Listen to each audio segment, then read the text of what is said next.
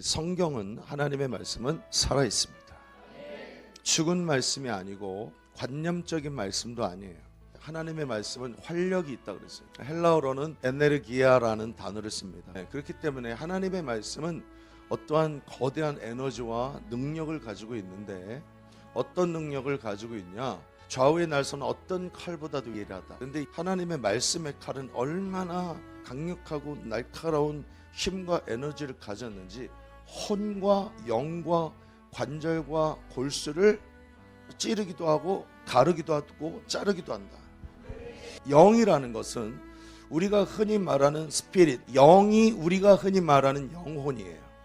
혼은 말 그대로 우리의 정신적인 영역을 담당하는 것이고, 그러니까 영과 혼을 합쳐서 영혼이 아닙니다. 그리고 관절과 골수는 육체를 얘기하는 것입니다. 그러니까 영, 혼, 육을 수술하고 치유하고 자르기도 하는 것이 하나님의 말씀의 능력이라는 거예요. 인간은 영이다. 혼을 가지고 육체 안에 살고 있다. 이게 성경적 인간의 정의입니다. 인간이 그러한 구조로 되어 있다는 것을 정확하게 말씀하고 있어요.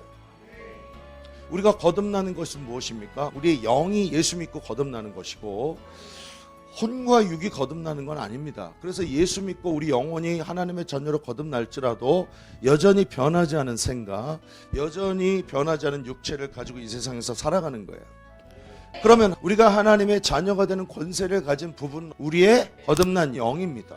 영혼의 본질은 하나님의 자녀이기 때문에 우리의 거듭난 영 안에는 하나님의 그런 엄청난 능력과 축복들이 있는 거예요. 근데 왜 안 나타나느냐? 이것을 정확하게 인식하고 내 혼을, 내 생각을 말씀으로 변화시키고, 내가 어떤 존재인지를 이해하고 육체를 말씀 앞에 순종시켜서 하나님 자녀답게 말씀을 행할 때 하나님의 능력이 나타나는 거예요. 즉 하나님의 말씀을 내가 생각으로 동의하고 육체로 행할 때 나타나는 거예요. 근데 대부분 이것을 모르니까 예수 믿는 크리스찬들이 얼마나 강력하고 위대한 능력을 가지고 있는지 모른단 말이에요. 여러분, 하나님의 말씀이 우리의 생각과 뜻을 판단합니다.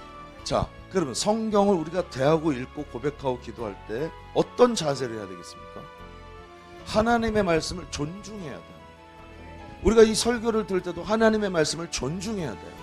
하나님의 말씀을 존중하고 하나님의 말씀을 영접하는 마음으로 읽고 아멘하고 받아들여야 돼요. 이 자세가 갖춰지지 않으면 하나님의 말씀의 생명을 우리가 얻을 수도 없고, 하나님의 말씀의 생명의 능력이 우리 안에 나타나지도 않아요.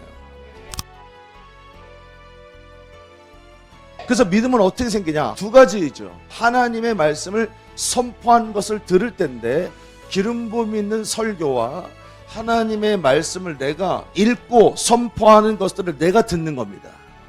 하나님의 말씀을 읊조리고 선포하고 포효하는 것이 그렇게 중요해요. 왜? 그것을 내 귀로 들을 때에 내 안에 믿음이 생기고, 믿음이 충만해져야 내 안에 있는 믿음이 활성화될 거 아니에요. 우리가 의심하지 않는 믿음이 된다면 산하 바다에 빠져라 해도 이루어지는 기적, 즉 바라는 것들이, 내 마음에 바라는 소원이 실상이 되게 한다 이 말이에요. 하나님의 자녀인 우리들이 하나님의 말씀을 입으로 선포할 때에 반드시 그것은 이루고 돌아오는 형통함이 있다 이 말이에요. 기적이 일어납니다.